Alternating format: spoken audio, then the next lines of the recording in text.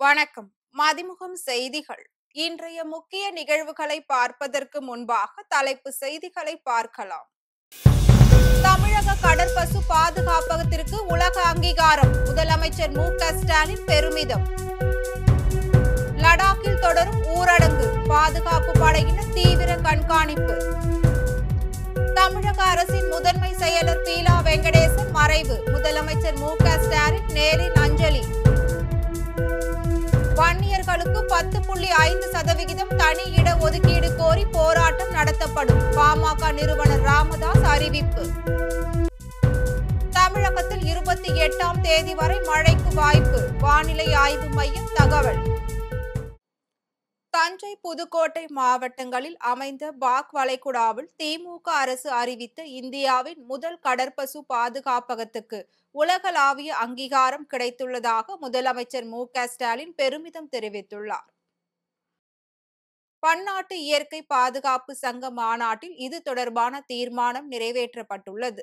இதுகுறித்து முதலமைச்சர் மு.க.ஸ்டாலின் தனது எக்ஸ்தல பக்கத்தில் தஞ்சை, புதுக்கோட்டை மாவட்டங்களில் அமைந்த பாக் வளைகுடாவில் திமுக அரசு அறிவித்த இந்தியாவின் முதல் கடற்பசு பாதுகாப்பகத்துக்கு உலகளாவிய அங்கீகாரம் கிடைத்துள்ளதாக தெரிவித்துள்ளார். இந்த முன்னோடி முயற்சியை பாராட்டும் தீர்மானம் 2025 அபுதாபி IUCN மாநாட்டுக்கு முன் ஆன்லைன் வாக்கெடுப்பில் நிறைவேற்றப்பட்டதாகவும், இந்த முயற்சியில் பங்கேற்ற தமிழக வனத்துறை, ஓம்கார் பவுண்டேஷன் உள்ளிட்ட அனைவருக்கும் பாராட்டுகள் என்று குறிப்பிட்டுள்ளார். லடாக்கில் மாநில அந்தஸ்து கோரி நடத்தப்பட்ட போராட்டத்தில் வன்முறை வெடித்த நிலையில் பாதுகாப்பு படையினர் தீவிர ரோந்து பணியில் ஈடுபட்டு வருகின்றனர்.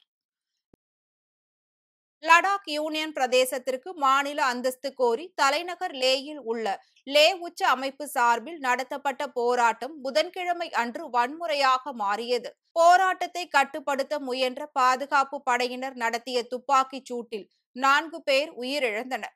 வன்முறையை தொடர்ந்து லே மாவட்டத்தில் புதன்கிழமை ஊரடங்கு அமல்படுத்தப்பட்டது. இந்நிலையில் 2வது நாளாக ஊரடங்கு உத்தரவு அமலில் இருக்கும் நிலையில் பாதுகாப்பு படையினர் தீவிர ரோந்து பணியில் ஈடுபட்டுள்ளனர். 5 பேருக்கு மேல் சாலைகளில் ஒன்று கூட தடை விதிக்கப்பட்டுள்ளது. பெரும்பாலான கடைகள் மூடப்பட்டுள்ளதால் மக்களின் இயல்பு வாழ்க்கை கடுமையாக பாதிக்கப்பட்டுள்ளது.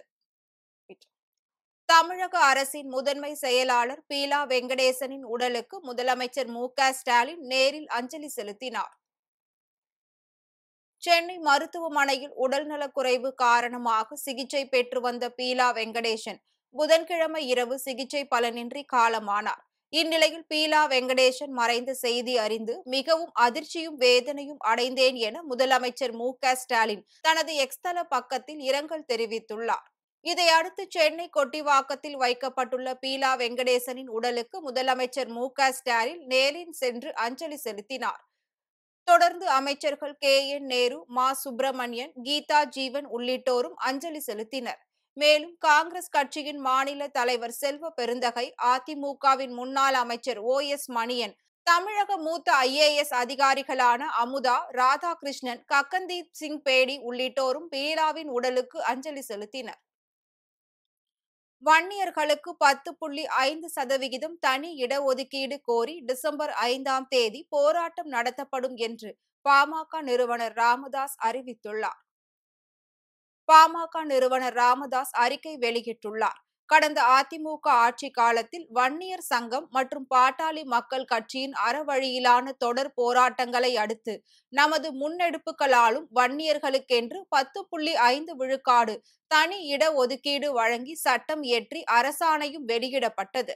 ஆனால் அதற்கு பின் வந்த திமுக ஆட்சி காலத்தில் சில விஷமிகள் நீதிமன்றங்களில் வன்னியர்களின் 10.5% இட ஒதுக்கீட்டுக்கு எதிராக தவறான தகவல்களை அளித்து தடையாணை பெற்று அந்த சட்டத்தை நடைமுறைப்படுத்தாமல் தடுத்து நியாயமாக கிடைக்க வேண்டிய பலன்கள் கிடைக்காமல் செய்ததாக குற்றம் சாட்டினார். எனவே வன்னியர்களுக்கு தனி இட ஒதுக்கீட்டை வழங்கிடும் முழக்கங்களை முன்வைத்து தமிழக அரசை வலியுறுத்திடவும், சாதிவாரி கணக்கெடுப்பு மற்றும் வன்னியர்களுக்கான இட ஒதுக்கீடு நியாயத்தை தமிழக மக்களிடம் கொண்டு சேர்த்து தெளிவுபடுத்தவும் வருகின்ற டிசம்பர் 5வது நாள் தமிழகத்தில் அனைத்து மாவட்டங்களிலும் அந்தந்த மாவட்ட ஆட்சியர் அலுவலகங்களின் முன்பாக அறவழியிலான தொடர் முழக்க போராட்டத்தை நடத்த திட்டமிட்டுள்ளதாக தெரிவித்துள்ளார்.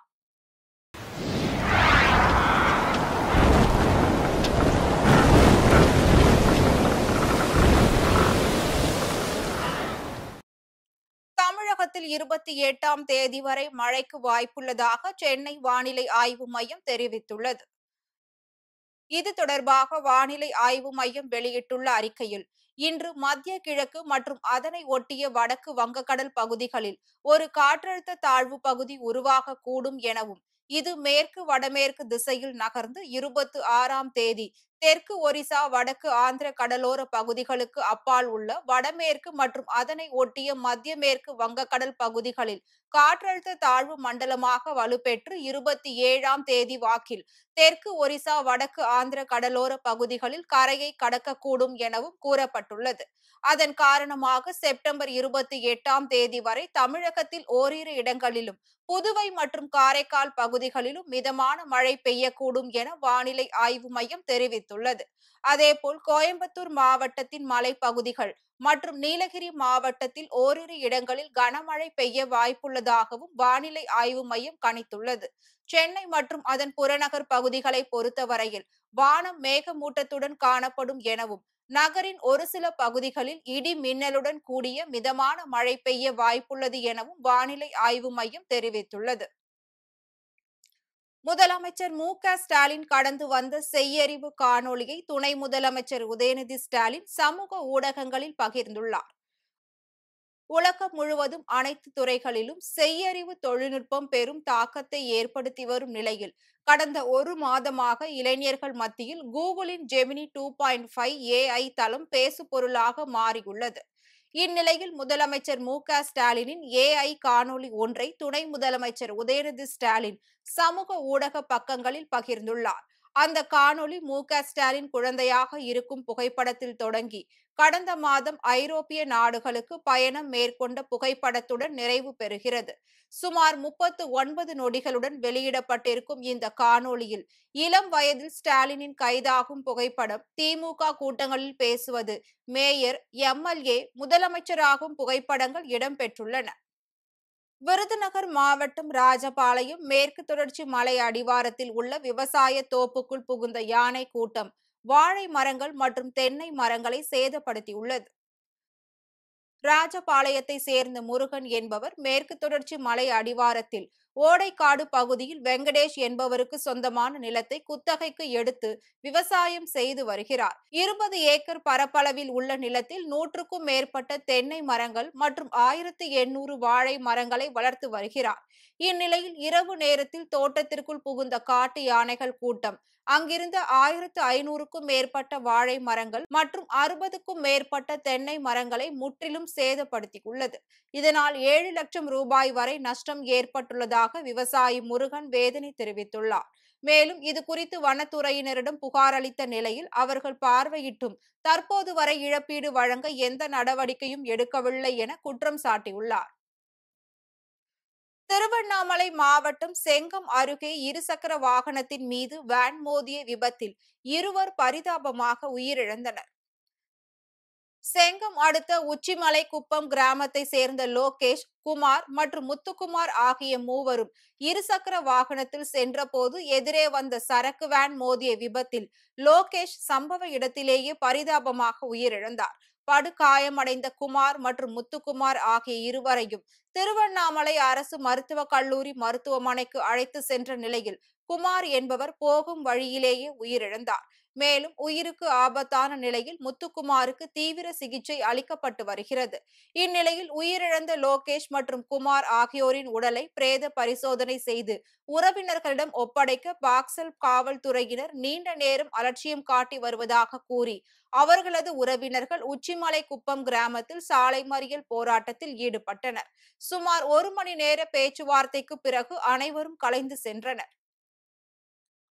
புதுக்கோட்டை மருத்துவக் கல்லூரி மருத்துவமனையில் போதிய மருத்துவர்கள் மற்றும் செவிலியர்கள் இல்லாததை கண்டித்து பாஜகவினர் கண்டன ஆர்ப்பாட்டத்தில் ஈடுபட்டனர். புதுக்கோட்டை மாவட்டத்தில் செயல்பட்டு வரும் மருத்துவக் கல்லூரி மருத்துவமனையில் நோயாளிகளுக்கு உரிய மருத்துவ சேவை செய்ய போதிய மருத்துவர்கள் மற்றும் செவிலியர்கள் இல்லாததால் அதிக அளவில் உயிரிழப்புகள் ஏற்படுவதாக கூறப்படுகிறது. இதனை கண்டித்து போதிய மருத்துவர்கள் மற்றும் செவிலியர்களை நியமனம் செய்ய வலியுறுத்தியும் புதுக்கோட்டை மாவட்ட பாஜக தலைவர் ராமச்சந்திரன் தலைமையில் 500க்கும் மேற்பட்டோர் கண்டன ஆர்ப்பாட்டத்தில் ஈடுபட்டனர். அப்போது மருத்துவ காலி பணியிடங்களை உடனடியாக நிரப்ப வேண்டும் என்ற பதாகைகளை ஏந்தியவாறு கண்டன கோஷங்களை எழுப்பினர். அரியலூரில் 1000 ஆண்டுகள் பழமையான அருள்மிகு கோதண்ட ராமசுவாமி கோவிலில் 83 ஆண்டுகளுக்கு பிறகு நடைபெறும் தேரோட்டத்தை முன்னிட்டு அன்னப்பட்சி வாகனத்தில் சுவாமி வீதி உலா நடைபெற்றது. அரியலூர் 1000 ஆண்டுகள் பழமை வாய்ந்த அருள்மிகு கோதண்ட ராமசுவாமி கோவில் அமைந்துள்ளது. இக்கோவிலில் 83 ஆண்டுகளுக்கு பிறகு இந்து சமய அறநிலையத்துறை மற்றும் ஆன்மீக பக்தர்களால் திருத்தேர் புனரமைக்கப்பட்டுள்ளது. இந்நிலையில் 10 நாட்கள் நடைபெறும் புரட்டாசி திருவிழா கொடியேற்றத்துடன் தொடங்கியது. அப்போது கோவில் முன்பு உள்ள கொடிமரத்தில் கருடன் கொடி ஏற்றப்பட்டது. தொடர்ந்து ஸ்ரீனிவாச பெருமாள் அன்னப்பட்சி வாகனத்தில் வீதி உலா வந்து பக்தர்களுக்கு அருள் பாலித்தார். இதில் திரளான பக்தர்கள் கலந்து கொண்டு சுவாமி தரிசனம் செய்தனர். விழாவின் முக்கிய நிகழ்வான தேரோட்டம் அக்டோபர் 2ஆம் தேதி நடைபெற உள்ளது. வேலூர் மாவட்டம் குடியாத்தம் அருகே 4 வயது சிறுவன் கடத்தப்பட்ட சம்பவத்தில் ஒருவர் கைது செய்யப்பட்ட நிலையில் தலைமறைவாக உள்ள நபரை போலீசார் தேடி வருகின்றனர். குடியாத்தம் காமாட்சி அம்மன்பேட்டை பவள தெருவை சேர்ந்த சாப்ட்வேர் இன்ஜினியர் வேணு. இவர் தனது 4 வயது மகனை உணவு இடைவேளைக்காக பள்ளியில் இருந்து அழைத்து வந்து வீட்டு வாசலில் நின்றபோது அங்கு காரில் வந்த மர்ம நபர்கள் மிளகாய் பொடியை தூவி குழந்தையை கடத்தி சென்றனர். இந்த சம்பவம் தொடர்பாக உடனடியாக குடியாத்தம் நகர காவல் நிலையத்தில் புகார் அளிக்கப்பட்ட நிலையில் மாவட்ட எல்லை மற்றும் மாநில எல்லைகளில் உள்ள அனைத்து சிசிடிவி கேமராக்களையும் ஆய்வு செய்ய அந்தந்த பகுதி போலீசாருக்கு உத்தரவு பிறப்பிக்கப்பட்டது. தொடர்ந்து போலீசாரின் தீவிர நடவடிக்கையை அறிந்து கொண்ட கடத்தல்காரர்கள் தேவிகாபுரம் பகுதியில் குழந்தையை காரில் இருந்து இறக்கிவிட்டு அங்கிருந்து தப்பி சென்றனர். இதனை அடுத்து சிறுவனை மீட்டு பெற்றோர்களிடம் ஒப்படைத்தனர். இந்நிலையில் கடத்தல் சம்பவத்தில் ஈடுபட்ட குடியாத்தம் பகுதியை சேர்ந்த பாலாஜி என்பவரை போலீசார் கைது செய்தனர். மேலும் தலைமறைவாக உள்ள விக்கியை போலீசார் தேடி வருகின்றனர். வேலூர் மாவட்டம் பிள்ளையார்குப்பம் அருகே 2 கார்களில் கடத்தி வரப்பட்ட 150 கிலோ ஹான்ஸ் மூட்டைகளை பறிமுதல் செய்த போலீசார் ஆந்திராவை சேர்ந்த இருவரை கைது செய்தனர். வேலூர் பிள்ளையார்குப்பம் பகுதியில் ஹான்ஸ் உள்ளிட்ட போதைப் பொருட்கள் கடத்தப்படுவதாக சத்துவாச்சாரி காவல்துறையினருக்கு தகவல் கிடைத்தது. அதன் பேரில் பிள்ளையார்குப்பம் பகுதியில் காவல் ஆய்வாளர் விஜய் பாஸ்கர் தலைமையிலான காவலர்கள் ரோந்து பணியில் ஈடுபட்டனர். இந்நிலையில் அவ்வழியாக வந்த ஆந்திரா பதிவேடு கொண்ட 2 கார்களை மடக்கி சோதனை செய்த போது 150 கிலோ ஹான்ஸ் மூட்டைகள் இருப்பது தெரிய வந்தது. இதனை அடுத்து ஆந்திராவை சேர்ந்த சாதிக் பாஷா மற்றும் முகமது அயாஸ் உசேன் ஆகிய இருவரையும் கைது செய்த போலீசார் 150 கிலோ ஹான்ஸ் மூட்டைகள் மற்றும் கடத்தலுக்கு பயன்படுத்திய 2 கார்களையும் பறிமுதல் செய்தனர். சென்னையில் 22 கேரட் ஆபரண தங்கத்தின் விலை சவரனுக்கு 720 ரூபாய் குறைந்து 84,080 ரூபாய்க்கு விற்பனை செய்யப்படுகிறது. தொடர்ந்து உயர்ந்து வந்த தங்கம் விலை வரலாறு காணாத புதிய உச்சத்தை எட்டியுள்ளது. இந்நிலையில் தங்கத்தின் விலை 2வது நாளாக சற்று குறைந்துள்ளது. அதன்படி சென்னையில் 22 கேரட் ஆபரண தங்கத்தின் விலை கிராமிற்கு 90 ரூபாய் குறைந்து 10,510 ரூபாய்க்கு விற்பனை செய்யப்படுகிறது. அதேபோல் சவரனுக்கு 720 ரூபாய் குறைந்து 84,080 ரூபாய்க்கு விற்பனை செய்யப்படுகிறது. வெள்ளியின் விலையில் எவ்வித மாற்றமும் இன்றி 1 கிராம் வெள்ளியின் விலை 150 ரூபாய்க்கும் 1 கிலோ வெள்ளியின் விலை 1,50,000 ரூபாய்க்கும் விற்பனையாகிறது. வெனிசுலாவில் 6.2 என்ற ரிக்டர் அளவில் சக்தி வாய்ந்த நிலநடுக்கம் ஏற்பட்டுள்ளது. வெனிசுலாவின் வடமேற்கே ஜூலியா மாகாணத்தில் மெனி கிராண்ட் என்ற இடத்தில் சக்தி வாய்ந்த நிலநடுக்கம் ஏற்பட்டது. இது ரிக்டர் அளவுகோலில் 6.2 பதிவானது. தலைநகர் காரகாஸ் நகரில் இருந்து 600 கிலோமீட்டர் மேற்கே ஏற்பட்ட இந்த நிலநடுக்கமானது 7.8 கிலோமீட்டர் ஆழத்தில் மையம் கொண்டிருந்தது. நாட்டின் பல்வேறு மாகாணங்களிலும் அண்டை நாடான கொலம்பியாவிலும் நிலநடுக்கம் உணரப்பட்டது. இந்நிலையில் இரு நாடுகளிலும் உயிரிழப்பு பற்றி எந்தவித தகவலும் வெளியாகவில்லை. தொடர்ந்து ஜூலியா மாகாணத்தில் 3.9 என்ற ரிக்டர் அளவிலும் பரினாஸ் மாகாணத்தில் 5.4 என்ற ரிக்டர் அளவிலும் நிலநடுக்கம் உணரப்பட்டது. மீண்டும் தலைப்பு செய்திகள். தமிழக கடற்பசு பாதுகாப்பகத்திற்கு உலக அங்கீகாரம். முதலமைச்சர் மு க ஸ்டாலின் பெருமிதம். லடாக்கில் தொடரும் ஊரடங்கு. பாதுகாப்பு படையினர் தீவிர கண்காணிப்பு. தமிழக அரசின் முதன்மை செயலர் பீலா வெங்கடேசன் மறைவு. முதலமைச்சர் மு.க.ஸ்டாலின் நேரில் அஞ்சலி. வன்னியர்களுக்கு 10.5% தனி இட ஒதுக்கீடு கோரி போராட்டம் நடத்தப்படும். பாமக நிறுவனர் ராமதாஸ் அறிவிப்பு. தமிழகத்தில் 28ஆம் தேதி வரை மழைக்கு வாய்ப்பு. வானிலை ஆய்வு மையம் தகவல். இத்துடன் செய்திகள் நிறைவடைந்தன. மீண்டும் செய்திகள் இரவு 8 மணிக்கு. மேலும் செய்திகளை தெரிந்து கொள்ள மதிமுகம் பிரைம் யூடியூப் தளத்தில் இணைந்திருங்கள்.